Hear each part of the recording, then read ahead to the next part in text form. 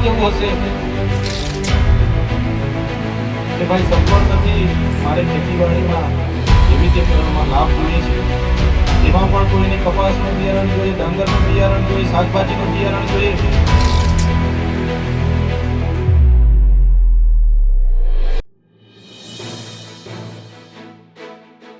નર્મદાના ચિકદા તાલુકાના ઉમરાળ ગામે આજે જન કલ્યાણ શિબિર અને વૃક્ષારોપણ કાર્યક્રમનું આયોજન કરવામાં આવ્યું.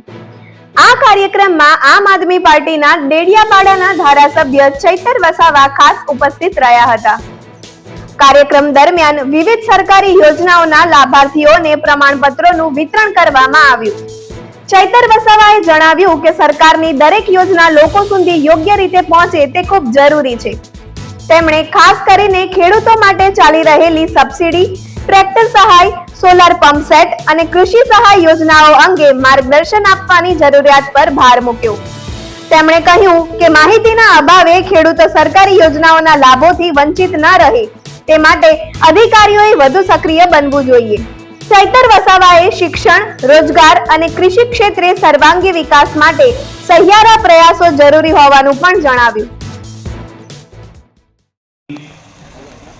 આપણા સમાજના આગેવાન, ભરૂચ લોકસભાના સાંસદ શ્રી એવા મનસુખભાઈ વસાવા સાહેબ, આપણે જેમને હમણાં સાંભળ્યા એવા નવનિર્મિત ચિકદા તાલુકાના પ્રમુખ શ્રી એવા રમેશભાઈ વસાવા, સાથે અહીં આપણી મધ્ય ઉપસ્થિત આ જિલ્લા પંચાયતના સદસ્ય અને નર્મદા જિલ્લાના સામાજિક ન્યાય સમિતિના અધ્યક્ષ એવા શકુંતલાબેન, સાથે આપણી મધ્યે આપણા વિસ્તારના પ્રાંત અધિકારી સાહેબ એવા મેડમ શ્રી, સાથે મામલતદાર શ્રી, તાલુકા વિકાસ અધિકારી શ્રી, સાથે આપણા તાલુકા પંચાયતના કારોબારી અધ્યક્ષ માનસિંહભાઈ, ન્યાય સમિતિના અધ્યક્ષ મીનાબેન, સાથે નર્મદા જિલ્લાના પૂર્વ પ્રમુખ એવા શંકરભાઈ વસાવા, સાથે પૂર્વ તાલુકા પંચાયતના સદસ્ય એવા ખાનસિંહભાઈ વસાવા, સાથે અહીં ઉપસ્થિત તાલુકા પંચાયતના તમામ સદસ્યશ્રીઓ, ગ્રામ પંચાયતના સરપંચશ્રીઓ, સાથે ભારતીય જનતા પાર્ટીના પ્રમુખશ્રી અને મારા સાથી અને નર્મદા જિલ્લાના આમ આદમી પાર્ટીના ઉપાધ્યક્ષ એવા દેવેન્દ્રભાઈ, સાથે મોટી સંખ્યામાં અહીં ઉપસ્થિત ગામના અને આજુબાજુ ગામના વડીલો, યુવાનો, માતા બહેનો અને ખૂબ મોટી સંખ્યામાં તમામ શાખાઓમાંથી અહીં ઉપસ્થિત થયેલું વહીવટી તંત્ર, જેમાં તલાટીશ્રીઓ, આંગણવાડી વર્કરો, આશા વર્કરો, આરોગ્ય વિભાગના કર્મચારીઓ, સાથે પોલીસ અધિકારીઓ, ફોરેસ્ટ અધિકારીઓ, તમામ લોકો આજના કાર્યક્રમમાં પધારેલા છે. સૌને મેં નમન કરું છું અને સૌને હું જોહાર કરું છું. સાથીઓ, આજનો કાર્યક્રમ એ ભારત સરકારે નક્કી કરેલા માન્ય દેશના વડાપ્રધાન શ્રી નરેન્દ્રભાઈ મોદીજીના 12 વર્ષનો કાર્યકાળ પૂરો થયો છે. એને અનુસંધાને 8 તારીખથી લઈને 18 તારીખ સુધી સમગ્ર દેશમાં અનેક વિવિધો કાર્યક્રમ યોજાઈ રહ્યા છે. થોડા દિવસ પહેલા ચિકદા તાલુકાનો નાલંદા આશ્રમ ખાતે સામાજિક વનીકરણ અને વન વિભાગ દ્વારા વૃક્ષારોપણનો કાર્યક્રમ હતો. આજે જન કલ્યાણ શિબિરનો કાર્યક્રમ છે. એ જ પ્રકારે અનેક વિભાગોને લઈને રોજના કાર્યક્રમો થતા હોય છે. ત્યારે આજે આનંદ થાય છે કે ખૂબ મોટી સંખ્યામાં લોકો આ કાર્યક્રમનો લાભ લેવા માટે અહીંયા ઉપસ્થિત થયા છે.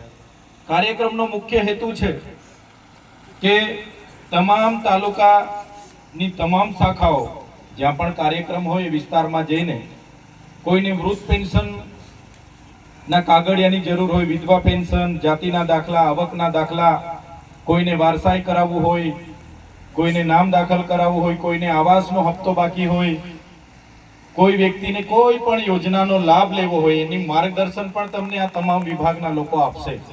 સાથે સ્વાસ્થ્યને લગતી કોઈને ચેકઅપ કરાવવું હશે તો સ્વાસ્થ્યની પણ ચકાસણી કરશે અને જે પણ નાની મોટી બીમારીઓ કઈ નજરે પડશે એનો રિપોર્ટ આપશે, એની દવા આપશે. તમામ પ્રકારનું કામ આજે અહીંયા તમામ શાખાના અધિકારીઓ તમને કરી આપશે અને માર્ગદર્શન પણ આપશે.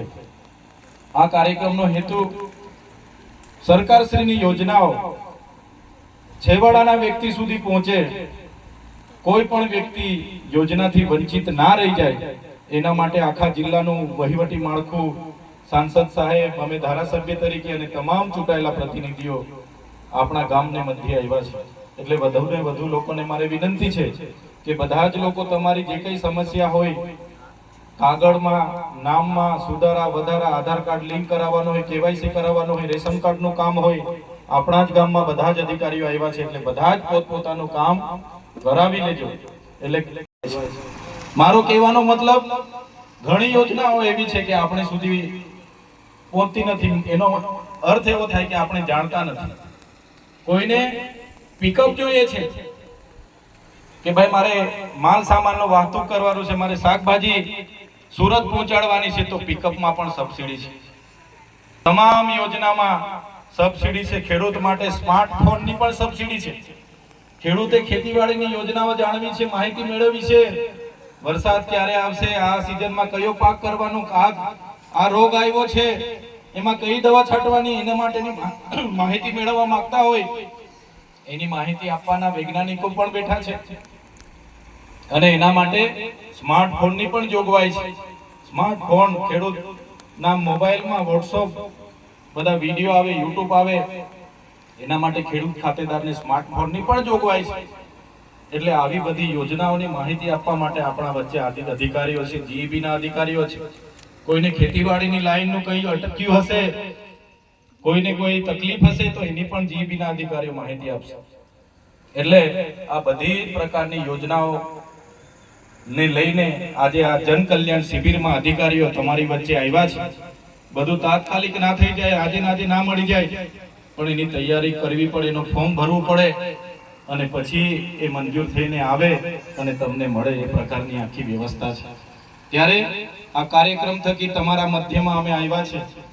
છેવાડાના વ્યક્તિ પણ આનો લાભ લે એ હેતુસર આ કાર્યક્રમ સરકારશ્રીએ નક્કી કર્યો છે. સાથે સાથે આજે મંચ પર આપણે બેઠા છે, આપણા સાંસદ સાહેબને પણ સાંભળવાના છે. એટલે વધારે હું નહીં બોલીશ, પણ બીજી વાત હું કરીને જામ કે આપણે જ્યાં પણ છે, માનો કે અમે બધા ચૂંટાયેલા પ્રતિનિધિ છીએ, અમારી જવાબદારીમાં આવતું હોય એ નૈતિક જવાબદારી અમારે અમારા પદ પરથી નિભાવવી પડે. એ જ પ્રકારના અહીંયા શિક્ષક મિત્રો બેઠા છે, શાળા પરિવાર બેઠો છે, એની જવાબદારીમાં સારું શિક્ષણ આપવાની જવાબદારી છે, એમણે સારી નૈતિકતાની જવાબદારી નિભાવવી પડે. એ જ પ્રકારે તલાટીઓ છે, ગ્રામ સેવકો છે, મામલતદાર, ટીડીઓ છે, એમની જે જવાબદારી છે એમણે નૈતિકતાથી નિભાવવી પડે. તમામ અધિકારીઓ, પદાધિકારીઓ નૈતિકતાથી જવાબદારી નિભાવે. એ જ પ્રકારે તમે જે લાભાર્થીઓ છો, ખેડૂતો છો, તમારે પણ એ લાભ, તમારે પણ એક તાળીથી એક હાથથી તાળી ના પડે, પણ તમારે પણ, તમે જે ક્ષેત્રમાં છો, ખેડૂતમાં છો, દુકાન ચલાવો છો, વાલી છો, તો તમારે પણ એક વાલીપણું નિભાવવું પડે. તમારે પણ એક સારા ખેડૂત તરીકેની નૈતિક જવાબદારી નિભાવવી પડે. ત્યારે જ આપણું ગામ, આપણો સમાજ, આપણો પ્રદેશ આગળ આવશે. બધા સાથે રહીને કઈ રીતના આપણો વિસ્તાર આગળ આવે એવા સૌએ પ્રયાસ કરવા પડશે. મને આજે કહેતા આનંદ થાય છે, ગુજરાત સરકારના સહકારથી અને માન્ય સાંસદ શ્રી હોય, અમે હોય, આપણી અધિકારીગણ હોય, તલાટી, ગામ સેવક, ટીડીઓ, બધાના સહકારથી ગુજરાતના તમે મનરેગાના ડેટા જોશો તો આજે મનરેગાના ડેટામાં આપણે 1 થી 5 નંબરમાં આવીએ છીએ. તમે પ્રધાનમંત્રી આવાસના ડેટા ઓનલાઈન જોશો, એમાં પણ આપણો ડેડિયાપાડા તાલુકો આપણા 1 થી 5 નંબરમાં આવે છે. તમે પ્રધાનમંત્રી કુસુમ યોજના, જેમાં સોલાર પંપ સેટ મળે છે, આજે તમે સાંજે બેસીને મોબાઈલમાં પીએમ કુસુમ યોજના ખોલીને એના ડેટા જોશો તો મને કહેતા આનંદ થાય છે કે આખા ગુજરાતમાં આપણો વિસ્તાર 1 નંબર પર આજે છે. એ જ પ્રકારની અનેક યોજનાઓ તમને ઓનલાઈન ડેટાઓ મળશે. ત્યારે એ તમામ લોકોના પ્રયાસોથી થયું છે. કોઈ એકલાના પ્રયાસોથી અમે એવું નથી કહેતા કે અમે ચૂંટાયેલા લોકોના પ્રયાસથી. જ્યાં સુધી તમારા કામ નહીં પતશે ત્યાં સુધી તમારી સેવા આપશે, માર્ગદર્શન આપશે, ને પછી અહીંથી જવાના છે. સાથીઓ, યોજનાની આપણે વાત કરીએ તો સરકારની અનેક યોજનાઓ છે. ખેડૂતો હોય, એમની પાસે 7-12 સનત હોય તો દાતરડીથી લઈને ટ્રેક્ટર સુધીની યોજનાઓ છે. ખેડૂતોને તગારા, પાવડા, પિકમ જોઈએ, એની માટે પણ યોજના છે. કોઈને દુધાળા પશુ જોઈએ, ગાય ભેંસની પણ યોજના છે. કોઈને એવું થાય છે કે મારે બકરા ઉછેર કરવો છે તો બકરા ઉછેરની પણ યોજના છે. મરઘા પાલનની પણ યોજના છે. કોઈને ટ્રેક્ટર લેવું છે તો ટ્રેક્ટરમાં પણ 1 લાખ રૂપિયાની સબસિડી છે. કલ્ટી લેવી છે તે 32-33 હજારની સબસિડી છે. પાવર ટીલરમાં સબસિડી છે. પ્લાવ લેવો છે, તમામે તમામ સાધનોમાં સરકારશ્રી તરફથી આઈ ખેડૂત પોર્ટલમાં એની સબસિડી મળે છે. એ જ પ્રકારે કૃષિ વૈવિધ્યકરણની એક યોજના છે. કોઈને ખેતીવાડીની કીટ જોઈએ કે ભાઈ સગવડ નથી, મારે ખેતીવાડીમાં વૈવિધ્યકરણમાં લાભ જોઈએ છે, એમાં પણ કોઈને કપાસનું બિયારણ જોઈએ, ડાંગરનું બિયારણ જોઈએ, શાકભાજીનું બિયારણ જોઈએ, ખાતર દવા સાથે એની પણ યોજના છે. કોઈને વેલાવાળા શાકભાજી કરીને માંડવા બનાવવાના છે, એની પણ યોજનાઓ છે. એ જ પ્રકારની અનેક જાતની, કોઈને નેટ હાઉસ બનાવવું છે, ગ્રીન હાઉસ બનાવવું છે, મલ્ચિંગ બનાવવું છે, ડ્રીપ બનાવી છે, એ તો તમામ પ્રકારની યોજનાઓ આજે છે. તમે આ અધિકારી મિત્રો બેઠા છે એમને પૂછીને તમે કરી શકશો. એ જ પ્રકારની DRD ની પણ એટલી બધી યોજનાઓ છે. જિલ્લા રોજગાર કચેરીની પણ એટલી યોજનાઓ છે. કોઈ બેરોજગાર છે અને રોજગારલક્ષી સબસિડી જોઈએ છે, કોઈ દુકાન ખોલવું છે, કોઈ બેને બ્યુટી પાર્લર ખોલવું છે, એની માટે પણ સબસિડી છે. કોઈને એગ્રો ખોલવો છે, મંડળી ખોલવી છે, કોઈને દૂધ મંડળી ખોલવી છે, કોઈને તબેલો બનાવવો છે, એની માટે પણ સબસિડી છે. એ જ પ્રકારે કોઈને સીવણ મશીન જોઈએ છે, કોઈને કોમ્પ્યુટરની તાલીમ લેવાની છે, કોઈને શેરડી પિલાણનું મશીન જોઈએ છે, કોઈને સલૂન ખોલવું છે, વાળ કાપવાના સાધનો જોઈએ છે, કોઈને કડિયાના મિસ્ત્રીના તમામ પ્રકારની સહાયો આજે સરકારશ્રીમાંથી યોજનાઓ છે એમાં મળી જાય છે. તમને શું જોઈએ એનું માર્ગદર્શન આજે આપવા માટે અધિકારીઓ આવ્યા છે. એ જ પ્રકારે શિક્ષણમાં પણ અનેક પ્રકારની યોજનાઓ છે. કોઈ વિદ્યાર્થી આપણો હોય અને MBBS કરવું છે, આપણી પાસે એટલી સગવડતા નથી, તો એની માટે પણ ટ્રાઇબલ સપ્લાનમાં આપણે જોગવાઈ છે. કોઈનો દીકરો ઉચ્ચ અભ્યાસ માટે એને સારું પાયલોટિંગ કરવું છે, પાયલોટ બનવું છે અને વિદેશમાં અભ્યાસ કરવા જવું છે, એના માટે પણ ટ્રાઇબલ અમારા સહકારથી, અધિકારીઓના સહકારથી, પદાધિકારીઓના સહકારથી બધા એક મુઠ્ઠી બનીને કામ કરે છે. તે દિવસે આવી સફળતાઓ મળે છે ને એનાથી પણ વધારે સારું થાય. આપણા વિસ્તારમાં હજુ 2-3 સમસ્યાઓ છે. કુપોષણની સમસ્યાઓ છે, સિકલ સેલની સમસ્યાઓ છે, પણ એ અવિરત ચાલતી પ્રક્રિયાઓ છે. એમાં એને પણ નિવારણ કરવું હશે. આપણા ક્ષેત્રને સારા શિક્ષણમાં લઈ જવું હશે. આપણા વિસ્તારમાં કૃષિ ક્ષેત્રે ક્રાંતિ લાવી હશે, શિક્ષણ ક્ષેત્રે ક્રાંતિ લાવી હશે, રોજગારીમાં પણ આપણા યુવાનોને સારી રોજગારી મળે, નોકરી મળે, ભરતીઓમાં પાસ થાય, એ પ્રકારની જો ક્રાંતિ લાવી હશે તો બધાય સહિયારો પ્રયાસ કરવો પડશે. કોઈ એક વ્યક્તિના પ્રયાસથી આખો વિસ્તારનો સારો ઉદ્ધાર થઈ જાય, આખો વિસ્તારનો સર્વાંગી વિકાસ થાય એવું બનતું નથી. એક સામાન્ય તલાટીથી લઈને ગ્રામ સેવકથી લઈ ધારાસભ્ય, સાંસદ, પ્રમુખો, બધા જ લોકો, તમામ અધિકારીઓ, ફોરેસ્ટ વિભાગના હોય, જીબીના હોય, બધા જ લોકો રાત દિવસ મહેનત કરે છે, પોતાની ફરજ નિભાવે છે. એ પ્રકારે નૈતિકતાથી જે જવાબદારી મળી છે નિભાવશે તો મને પૂરો વિશ્વાસ છે સૌના સહકારથી આપણે આગળ વધી શકીશું. અહીંયા બેઠા છે બધા જ વડીલો, યુવાનો, વધારે વિશેષ નહીં કહીશું, હજુ તમારે બધા યોજનાઓની માહિતી પણ લેવાની છે. પણ આજના કાર્યક્રમમાં આપણી મધ્ય આપણા વડીલ સાંસદ શ્રી મનસુખભાઈ વસાવા સાહેબ પણ ઉપસ્થિત રહ્યા છે. એમને પણ આપણે સાંભળવાના છે.